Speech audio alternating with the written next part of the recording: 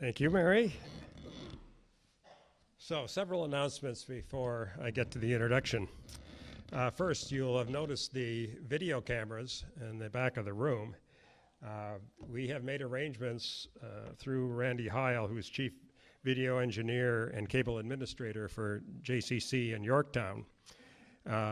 They provide material that goes on a YouTube site related to local government activity, local school programming, etc.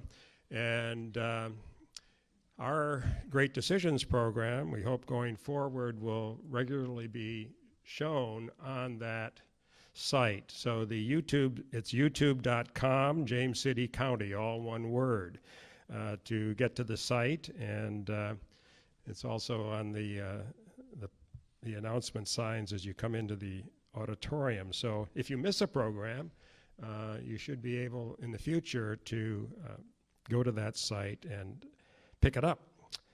And we hope a broader audience will be able to benefit from what we do here. Second announcement, next week, March 29th, originally scheduled for Thomas Pickering, but as you know, it will be in March 19th, sorry. Thomas Pickering was originally going to be here, but he's going to be in Kuwait. So he came, as you know, on the 4th of March. But if you are interested, we will not have a speaker. We will not have cookies. But we will be featuring a couple of segments of the DVD that the Foreign Policy Association puts out in connection with Great Decisions topics. There are 30 minutes in length. They provide an excellent explication of the issues related to that topic. So I'm planning to show the material on the U.S.-Mexican relationship and also on the Middle East. And we'll have a chance for maybe some questions and comments for those of you who want to come. So we'll start at 10:30. As I say, no prior refreshments. We'll start at 10:30 and we'll finish a bit past 11:30. So if you're interested, or you have friends that are interested, please come. But I won't be insulted at all if nobody shows up. The third announcement is that we have our last regular meeting of Great Decisions on the 26th of March, and that will feature Professor David A. Martin, who is the Warner Booker Distinguished Professor of International Law Emeritus from the University of Virginia Law School. He's a leading scholar on international immigration, refugee policy, brings particularly a legal perspective to those issues. He has also worked in and with the federal government on these issues, and he'll be addressing the topic of refugees and global migration.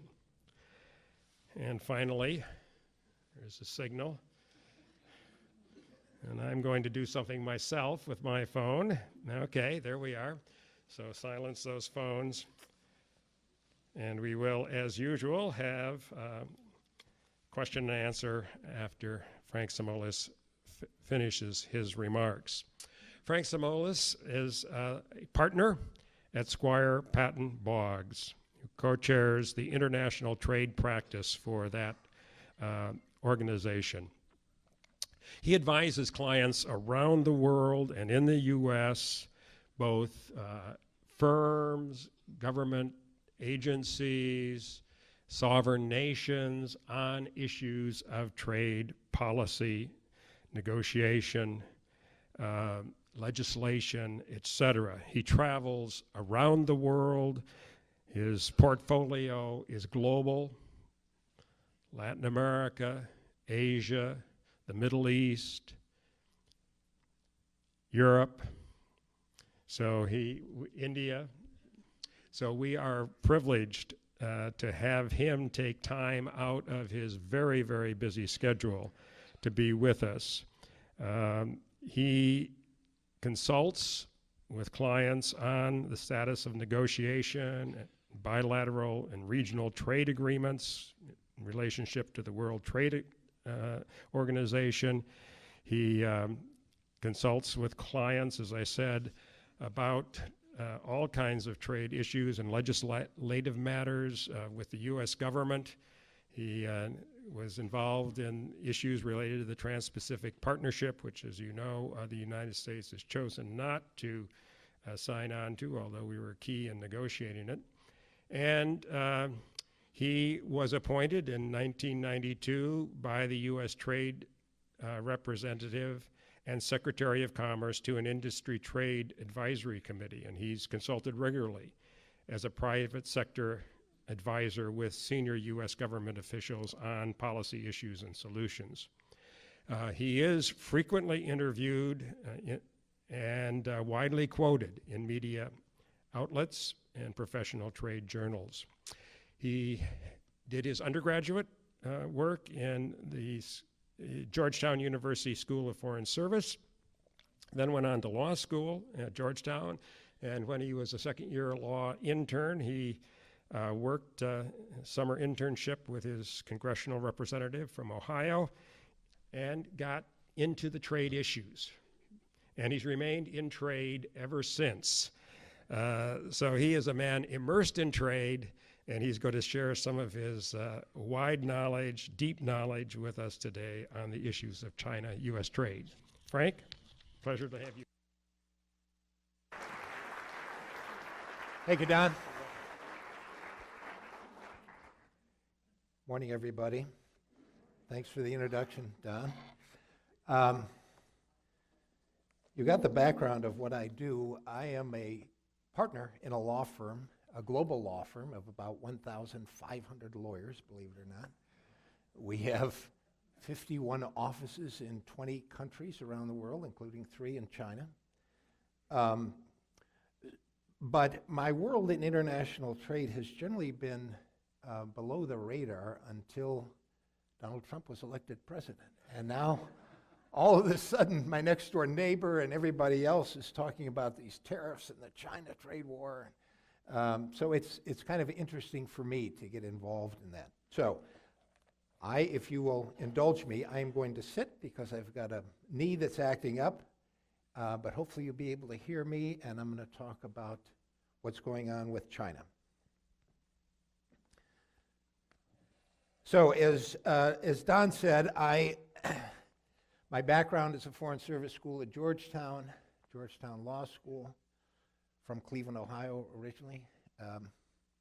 When I was a second-year law student, my roommates and I had an apartment right on Capitol Hill. We literally had to walk across the Capitol to get to law school. And I finally said to my roommate, this is crazy if we go back home and we don't know what it's like to work on Capitol Hill and we're right here. So I volunteered. I knew who my congressman was. I had zero political connections. Went into his office and said, I'm a law student, I'm a constituent. I don't want to lick envelopes, but if you can use a law student to do research, I'm happy to do it. And that started my career on Capitol Hill for 4 years. My congressman was Charles Vanik. You may have heard of the Jackson-Vanik Amendment having to do with U.S.-Soviet trade relations at that time and Jewish immigration. I worked in his personal office, and then he became chairman of the Trade Subcommittee of the Ways and Means Committee, which is a very powerful committee. I didn't realize it at the time. But I remember when he asked me to go to the subcommittee staff, he handed me a transcript from a hearing, a trade hearing, back from, this is the Trade Act of '74. And he said, just take a look at the witness list. And at that time, it was every major Fortune 500. It was Xerox, Ford Motor Company, General Motors, IBM. And he said, this is a number of years ago, he said, international trade is going to be the future for this country. And if you're smart, you'll come with me and you'll work on the committee. And he was right. He was right. It's been a wonderful experience. I've advised a number of countries on their free trade agreements with the United States. So I represented Peru on their free trade agreement, Colombia. I represented Korea on their free trade agreement with the United States. And they have now rehired me to advise them. You can imagine the issues that Korea has now on trade. So it's been a very interesting career, and I want to talk now about China, which is getting the headlines virtually every day. So let's talk about what President Trump has done. You know, during the campaign, he talked about trade enforcement, the need for a stronger trade policy. He has followed up on that promise. I usually give this presentation to lawyers, so I'm going to hopefully not get too much into the weeds about these different sections, 232 and 301. But they're important for you to understand because they are relatively rarely used statutes that the president has utilized to take action against China. He's talked, as you know, about trade reciprocity with China. He's talked about the reduction of the trade deficits. And he has, I think, come up with a policy that's pretty aggressive.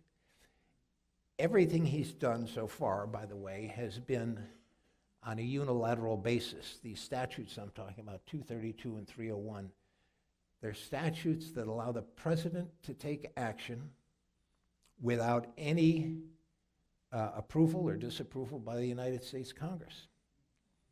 So you've probably read about what he's done, this 301 investigation, the China war. All of that has been initiated without any congressional consultation or approval. That's about to change. It's about to change this year because, as you probably know, the president renegotiated the NAFTA agreement. We now call it the USMCA, the U.S.-Mexican-Canada agreement. But one quick, if you forget everything else in terms of the legal background, trade agreements are legally not treaties. They're not self-executing. So whether it's a bilateral agreement, a NAFTA, a multilateral agreement, the agreement has to be executed into U.S. law, which means that our Congress has to pass legislation in order for that agreement to take effect. And this year, for the first year, President Trump, whether he likes it or not, will have to deal with the Democratic House and Republican Senate to get the votes to implement that NAFTA agreement. I think it's a significant change on trade policy because now the president has to deal with the Congress and he has to deal with the Democratic House. And the House has already said there are some things that agreement we don't like. The consultation will actually start later this year, but it will be the first time that the president actually has to deal with Congress on a trade issue. With respect to China, the president has had a lot of support from the Democrats. Chuck Schumer and others have come out and said we support what the president is doing on China. There's no question that China has been engaged in some really bad acts, some arbitrary acts. You look at the role of state-owned enterprises, you look at the role of the government, these are things that adversely affect U.S. competitiveness. So the question isn't whether or not China is a bad actor. The question is, what is the right solution for this administration or any administration to deal with China? Here's a quick overview of what has happened with respect to trade-related developments. Let's go back 2 years. President Trump took office January 20th. 3 days later, you remember, he withdrew from the Trans-Pacific Partnership. To me, that was a mistake. The TPP was an alliance of like-minded countries who had a common interest in trade disciplines that could have affected how China acts, but nevertheless, he withdrew. We are no longer part of that. The TPP, by the way, is now part of international law. In May, Bob Lighthizer was confirmed as the U.S. Trade Representative. Bob is a friend of mine. He was Chief of Staff to the Senate Finance Committee back when I was on the Ways and Means Committee, and he worked at that time for then Senator Bob Dole. Bob Lighthizer knows trade law. He's very smart. He's very aggressive. He's got very certain ideas on China. But you remember early on, President Trump said on NAFTA, I've got my team in place for, this was between January and May, I've got my team in place for NAFTA, and Wilbur Ross, the Secretary of Commerce, is going to be my lead negotiator. There's a problem with that. The problem is, by law, Donald Trump has to use the U.S. Trade Representative to be his chief negotiator.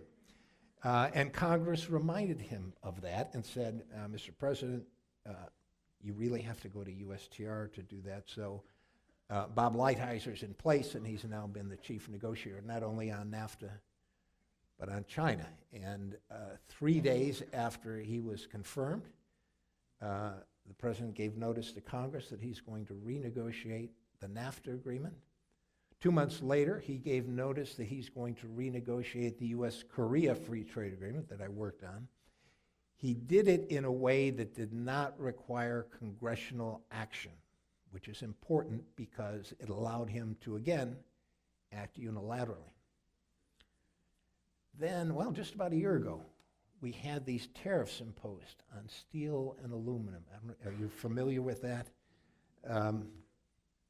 I'm going to get into that in a minute. I don't want to dwell on the details, but I will tell you that Section 232 of the Trade Expansion Act of 1962 is really a relic of the Cold War. It was designed to address petroleum imports, and the origin goes back to President Eisenhower.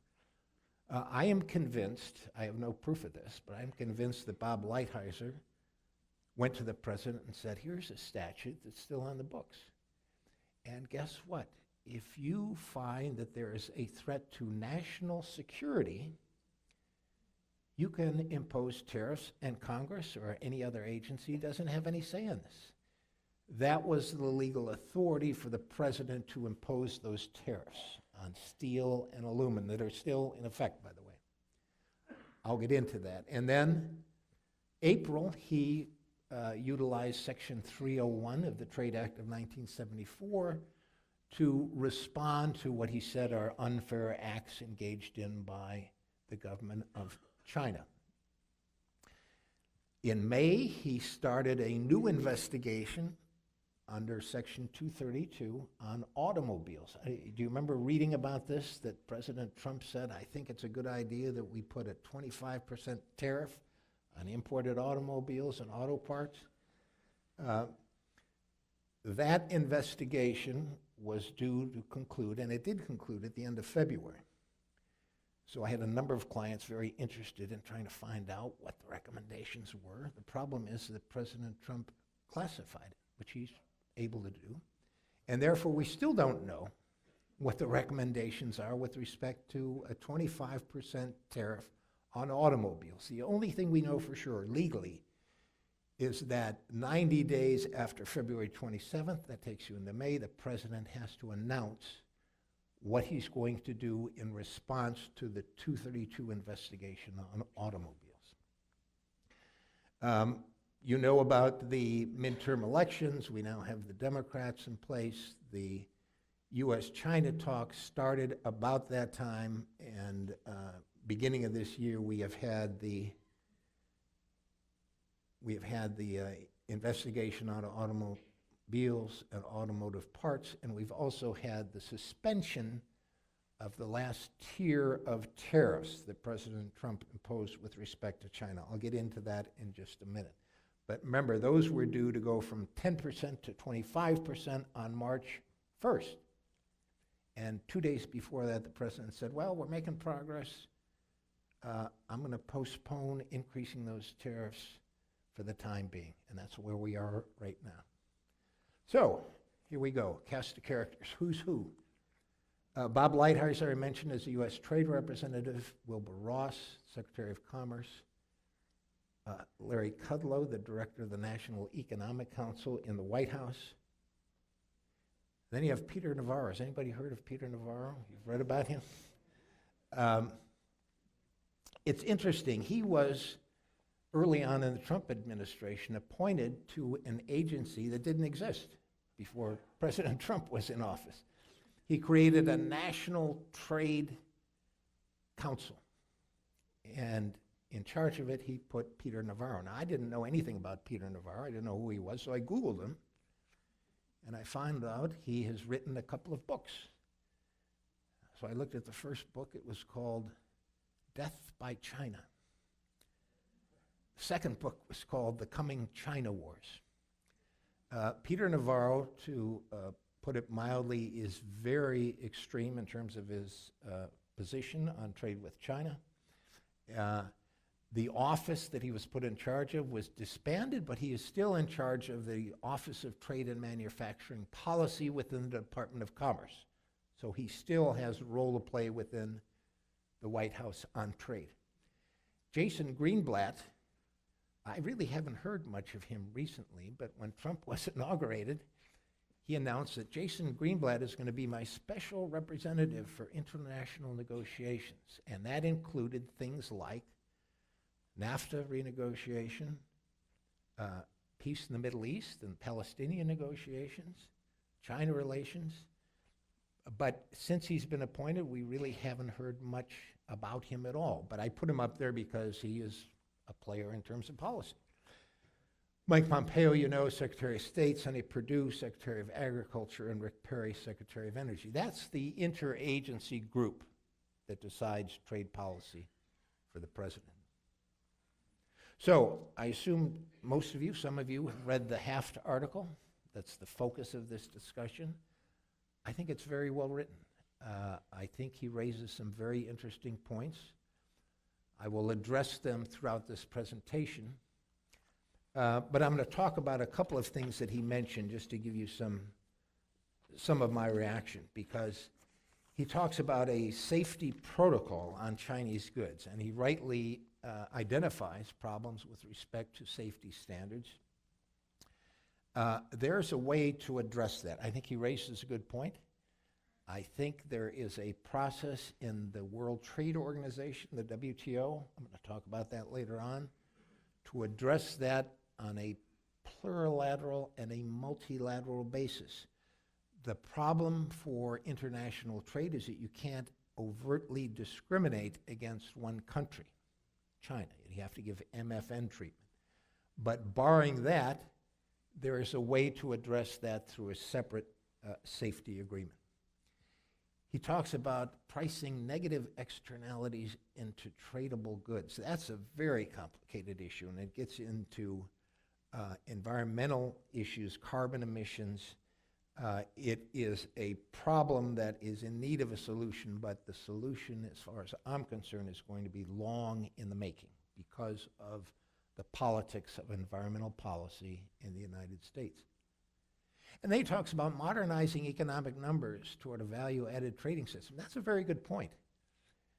He is correct that the trade deficit and all of these numbers are really a little bit misleading. And he talked about the Apple iPhone and the fact that the value added in an iPhone is really quite small when you're looking at China's value added. The problem is that there's really not a way to factor in those numbers when you're looking at a trade deficit. An import is an import. An import from China is an import from China, and those numbers are reflected in our trade deficit. But his point is a fair one. You need to consider the fact that there's American intellectual property, there's American value added into things like an iPhone, and that distorts what seems to be a very large trade deficit with China, which I think they came up with new numbers, which is about $400 billion. So that's an issue. Mr. Heths also raises, he raised it almost indirectly, but he talked about the failure of the United States to allow for or to have a program to train workers, communities, and firms that are adversely affected by trade. And he's absolutely right. We are very bad at coming up with programs to train people and to train communities to adjust to import competition. We have something called the Trade Adjustment Assistance Program, and that goes back to 1974, which has, I think by everybody's accounts, never really amounted to much of a success, because it's basically a check to people, to communities that say we're adversely affected by imports and we need help.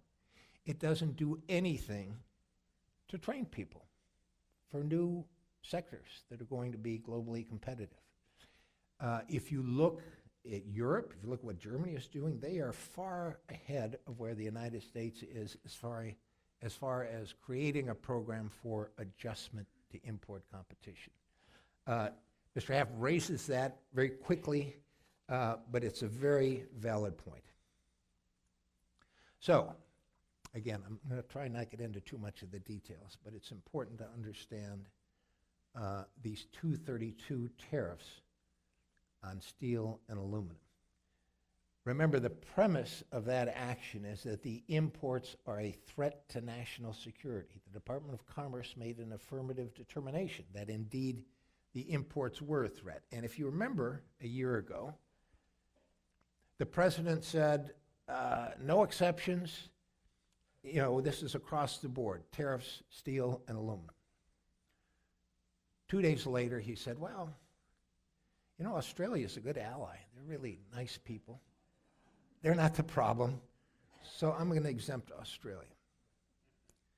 And that started, you may have been reading about this, a number of countries that were exempted, and a number of countries that were included. China was a target, but he ended up creating kind of a Swiss cheese proposal that exempted some countries, included others. It was not ideologically pure. It wasn't across the board.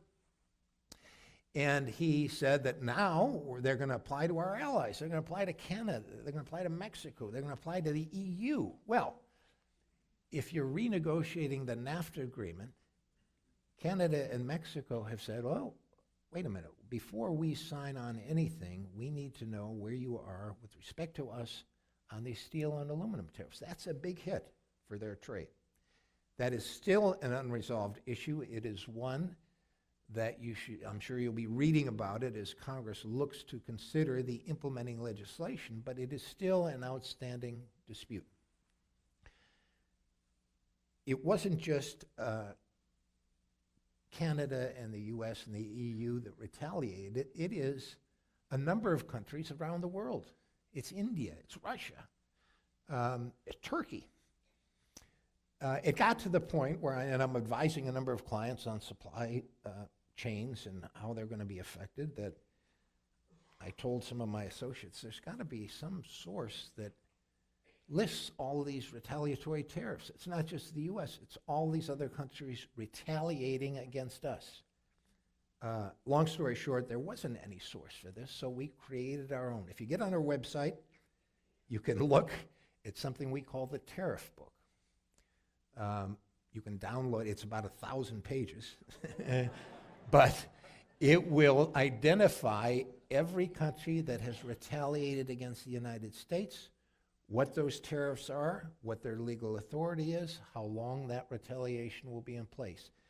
Think about a multinational company that's now saying, how do we plan for the future? How do we guarantee our supply chains when we've got these tariffs around the world? That's what's going on. It's, you know, Trump got the news that he imposed these tariffs. There's not a whole lot of news about the fact that we were taken to the WTO. We were essentially sued in the international court. And other countries, as they are free to do, said, well, if you're going to do that on national security, we're going to retaliate against the U.S. That's where we are now. The problem in the WTO is that they have been very reluctant to address the issue of an exemption for national security. That's a big exemption written into the WTO, and because it is so sensitive, the WTO has not really chosen to address it. You remember Saudi Arabia and Qatar, and there was an embargo imposed by the Saudis against Qatar. They could have challenged the national security exemption, and they never did. Now we've got an obscure Russia-Ukraine border dispute that's going to come out later this month, and it looks like it'll be the first time that the WTO will interpret what the parameters are of a national security exemption. That's very important. It's very important because that will have a direct effect on what Mr. Trump has done with respect to steel and aluminum tariffs, and it could have a direct effect on the automotive and auto parts case that I mentioned earlier. So that was 232. Sorry to get into too much of the weeds here. With respect to China, the president relied on a statute called Section 301. 301 of the Trade Act of 1974. That statute was used a lot back in the 90s against Japan, back when Japan was our big trading partner and we felt they were engaged in unfair trade practices. Section 301 fell into disuse after that because we joined and created the WTO. And the WTO said, if you have a dispute with another country, if you're complaining about what they're doing, you don't act unilaterally. You go to the WTO and bring your case. And that is what has happened from the 1990s up until now. But there's nothing legally to prevent any president from utilizing Section 301. And that's what Donald Trump did. He dusted off that statute. He came up with a report. Actually, USTR came up with a report. It is a very compelling document identifying every single trade abuse that the Chinese have engaged in and sets forth a very compelling case for action against China. The problem is, under the WTO, the United States is not supposed to be using its own statutes to act unilaterally based on their judgment of what another country that belongs to the WTO is doing that is unfair. We've been taken to the WTO on that. So we have several cases pending in the WTO challenging the president's action, but it certainly, as you know, hasn't stopped the president from initiating the tariffs. So the president has gone through 3 separate tiers of tariffs. Beginning last July, he put the list 1 tariffs of 25%. In August, he put in another tranche of $16 billion worth of goods, subject to another 25%. And in September, he came up with his list 3. This is now $200 billion. We're talking about real money now. Okay, you add up those numbers, it's a significant portion of trade. These are the tariffs at 10% that were supposed to go up to 25% on March 1st. And that was when, as I mentioned earlier, the president said, we're making progress on a deal with China. I'm going to postpone implementing that increase. So right now, we are faced with the 10% still in place. China's responded, as I mentioned before, like any other country, with retaliation of its own. There's nothing stopping China from penalizing U.S. exports based on what they think is a unilateral action by the president. So what do they retaliate against? Soybeans, agricultural products. That's why our farmers have now realized that they are victims of the trade war because of what China has done in response. Quick footnote on what a private lawyer does on these 232 tariffs and on the 301 tariffs. There is a process in place to file product exclusions. If you're a U.S. company, you can file a petition with the Commerce Department that said, we shouldn't be subject to these tariffs for the following reasons, and we should be taken off the list. I can tell you, I've got a number of clients, American companies located throughout the country that are good American manufacturing companies. There's one, I'll give you one example, a company that makes snowplows. And they said, we make everything here. The problem is the blade is of a highly technical steel that is not made in the United States. We have to import it. We'd buy it here if we could, we can't. So why should we be subject to a 25% duty? We file a petition on their behalf. That is one example. Our law firm alone has filed over 1,200 petitions for product exclusions. The total number at the Commerce Department is about 20,000 petitions for product exclusions. The system is getting overwhelmed.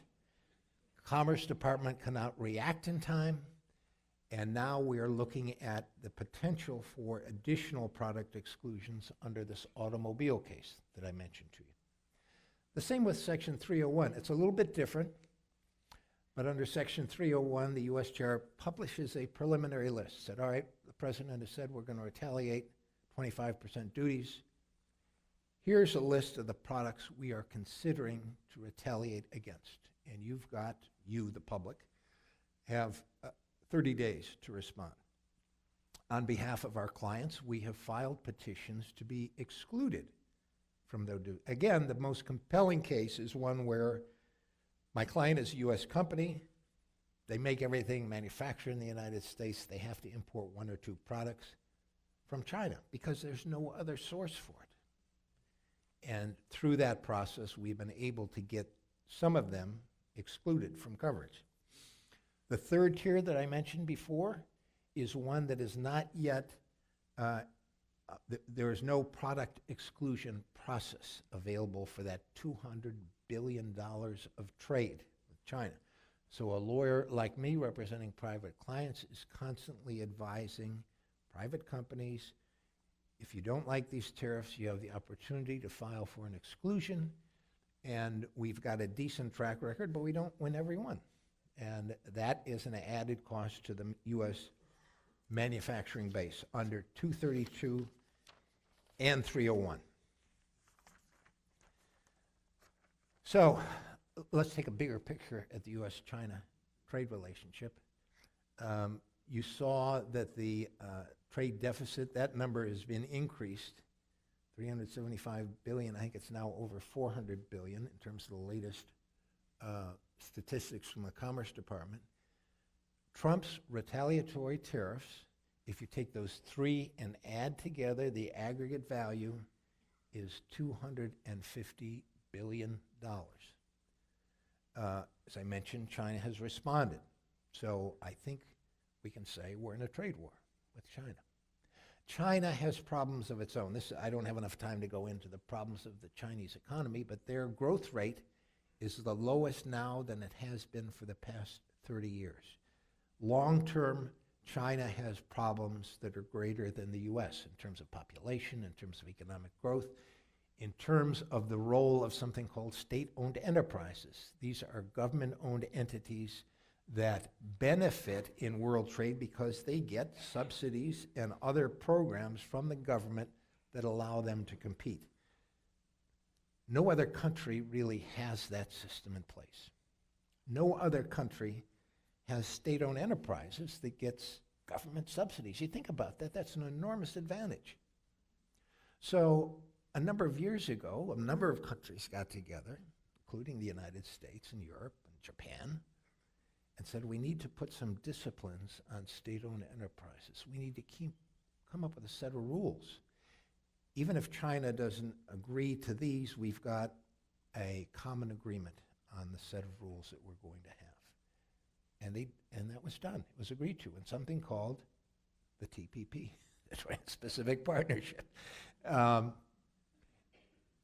in my view, that's one of the great mistakes of the Trump administration, is that was a way, not just for the United States to act unilaterally, it was a way for the United States to act on a multilateral basis with other countries to say, here are the rules we all agree on.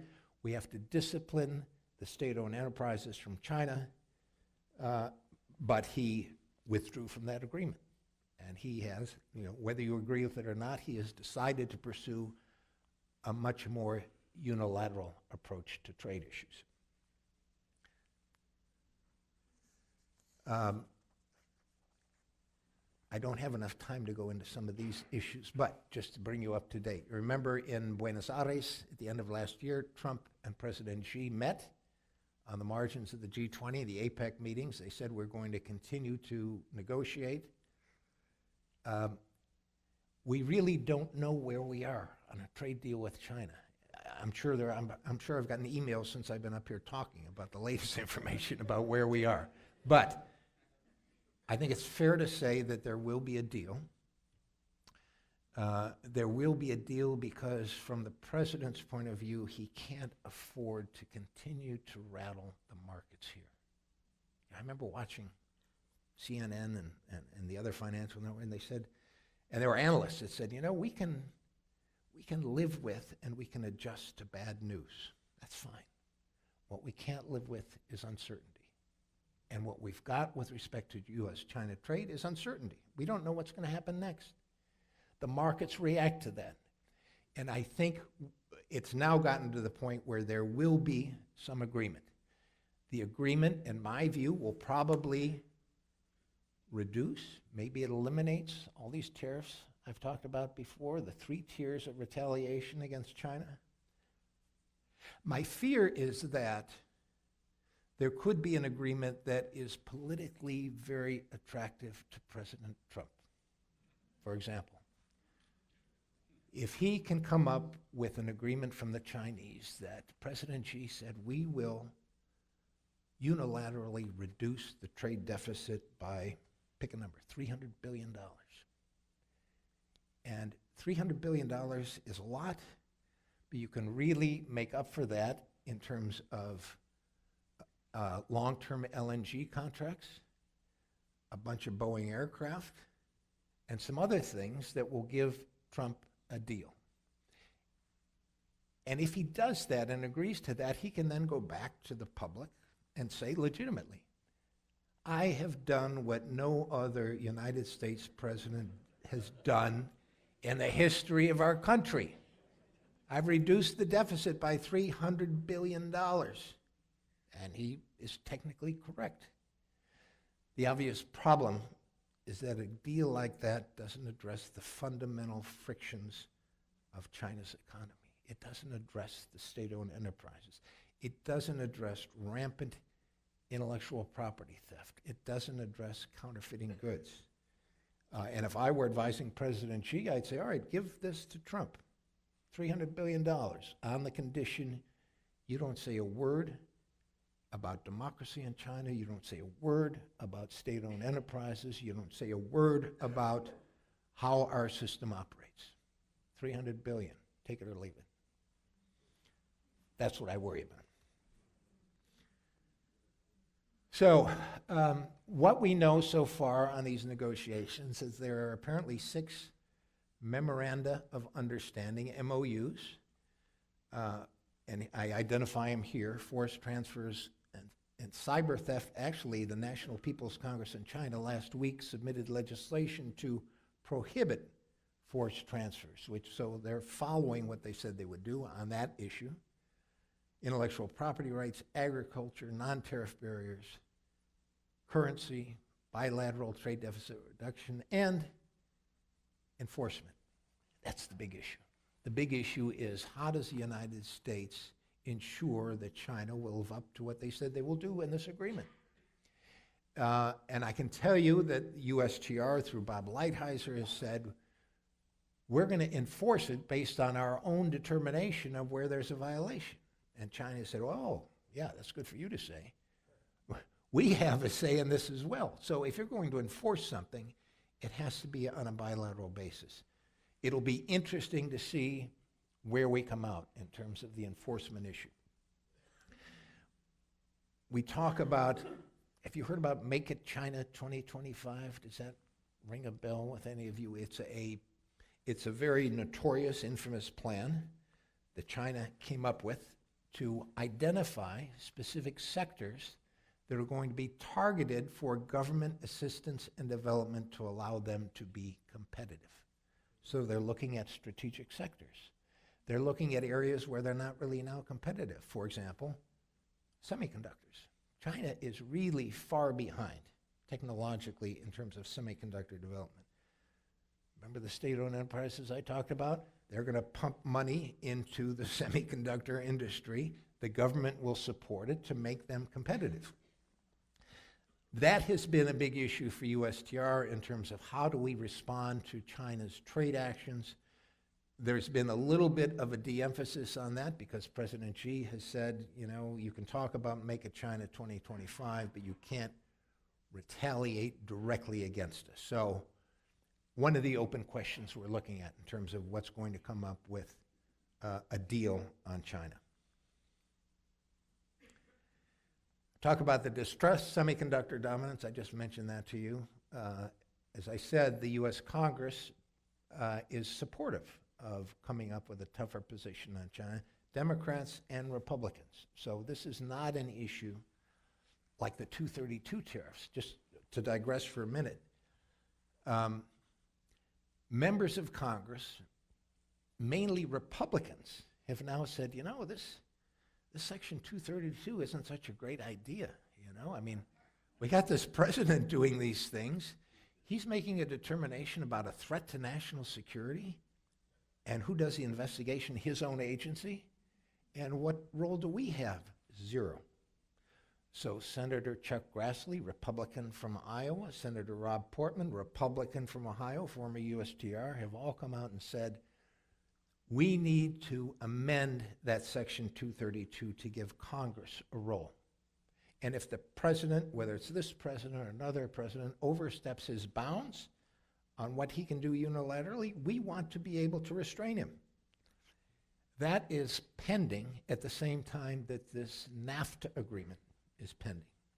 And Senator Grassley is a conservative Republican, former chairman of the Finance Committee, said, I am determined to come up with a veto-proof majority for my legislation to pass so that this president and any president in the future cannot simply act on a unilateral basis when he makes a determination of a threat to national security and can do whatever he wants to do without the Congress having a say. That's not right. These are Republicans in the Congress who are finally saying, enough is enough. You know, this is a joint effort to develop trade policy. Bob Lighthizer, the U.S. Chair, was before the Ways and Means Committee last week.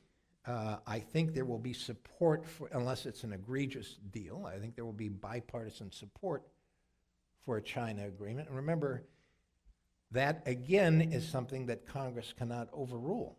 That's a unilateral act by the president responding to talks pursuant to Section 301. I've talked a little bit about the enforceability issue, the structural issues. We still don't know, as I'm sitting here right now, whether or not there will be a deal. And again, you can look every day and see whether or not a deal is in the offing or not.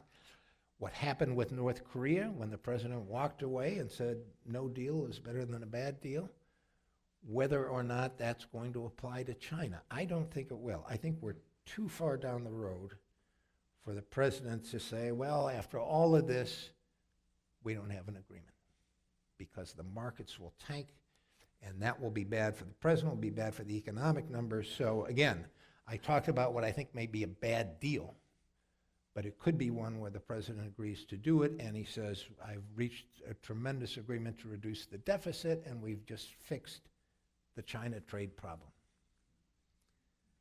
I talked about trade adjustment assistance, and I think it's an important point that Mr. Haff made in his article. You see here that there is a program that was put in place in the United States back in 1974. Any worker, any firm, any community, could be the city of Williamsburg, can petition to the U.S. government to say we have been adversely affected by import competition, and for that we want to get what is called adjustment assistance. The problem is this is a bankrupt system because it amounts to simply a check from Uncle Sam to a person, to a firm, to a community. It doesn't do anything to address the long-term problem of adjustment. Have you ever heard of something called Cepheus or FIRMA? It's important. I'm just going to spend a minute on this. Cepheus is the interagency group, Committee on Foreign Investment in the United States, that's very powerful because they can stop a proposed merger even if the two parties to the merger agree to it. You may remember the Dubai ports controversy about 10 years ago. Cepheus stopped it. They can stop any action if they feel there is a threat to the national security of the United States because of a critical sector of the industry being taken over by a foreign entity. Congress recently expanded the Cepheus last year, something called FIRMA, which I won't get into, Foreign Investment Risk Review Modernization Act. The point is, these are laws that are a way to put a brake on foreign entities, let's say Chinese entities, that are purchasing critical sectors. Semiconductors. Let's take semiconductors as an example. If there is a proposed merger of a semiconductor producer in the United States, even if that American producer said, we agree to it, we want to be bought by this Chinese company, Cepheus can intervene and say, no, you can't do that. It's a national security threat when we're allowing foreign entities to take over critical sectors of the economy. That's what Cepheus does. It's been expanded under something called FIRMA. They have regulations in place that are going to give them added powers. Democrats and Republicans in Congress support this. It's a way to ensure that foreign entities, when I say foreign entities, it's really China, cannot purchase critical sectors of our economy. The problem that people really didn't anticipate is that all of this falderall about Cepheus and FIRMA has had an effect on foreign direct investment in the United States. The numbers are already going down. Forget about China. Look at Korea. Look at, you pick any other country. And they're now, when they're looking to invest around the world, they're now saying it's, not worth it in the U.S. Too much red tape, too much review. We'll go elsewhere. So the problem is that when Congress and this president say, and you can understand the rationale for that, we need to control what the Chinese are doing with respect to purchasing assets. What they're doing has a chilling effect on other foreign companies that would have invested in the United States. Nobody is objecting to all of these countries creating jobs in the United States. They are not going to do it so long as they feel there is a threat by legislation like Cepheus and FIRMA. I'm kind of running out of time, I guess, so I better quickly go through Chinese espionage. It's a big problem. It's one where the FBI has been involved across the board on a number of security issues. I'm going to skip through that. I'm going to talk, my final comments will be on the WTO. So, remember I talked about Section 301 and you're not supposed to use it because you're supposed to go to the WTO. From my perspective, the problem is that the WTO has become irrelevant for negotiating multilateral trade agreements. Since World War II up until about the year 2000, the GATT and then the WTO were the forum for countries to get together and agree on a multilateral reduction of tariffs. And we did this through a number of rounds, the Kennedy round, the Uruguay round, and it had a successful result. The problem is that in 2000, something called the Doha round collapsed.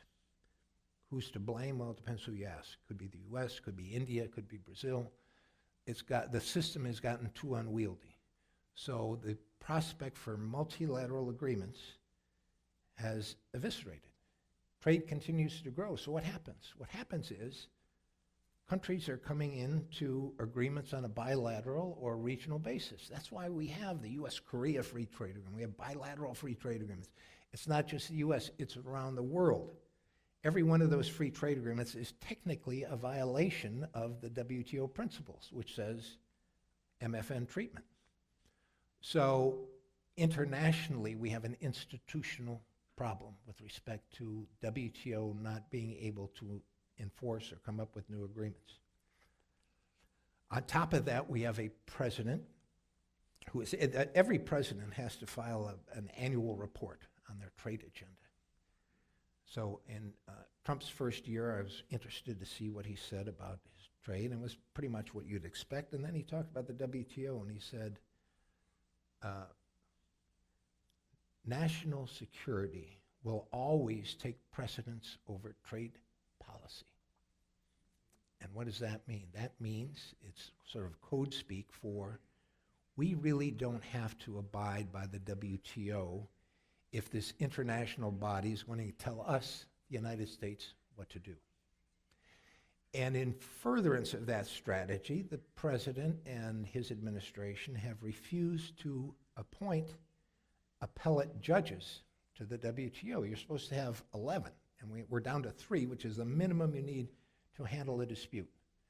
One of those terms expires at the end of this year. If he's not replaced, then it's not physically possible for any dispute to be resolved in the WTO because the U.S. has veto power, and we've just shut off the dispute settlement. So we are in a position, whether you like it or not, where the U.S. is taking a very unilateral approach. We're ignoring the WTO, we're ignoring these multilateral principles, and we are pursuing bilateral relationships, for better or for worse, with China. And you'll see that at the end of last year, the president said, now I'm going to begin talks with 3 trading entities, bilateral free trade agreements, with Japan, with the European Union, and with the UK. So we are embarked on a unilateral approach to trade, which has some problems. It has problems in terms of the institutions of the WTO and our commitments. I think I've gone through this, and I've probably used up my time. Right, Don?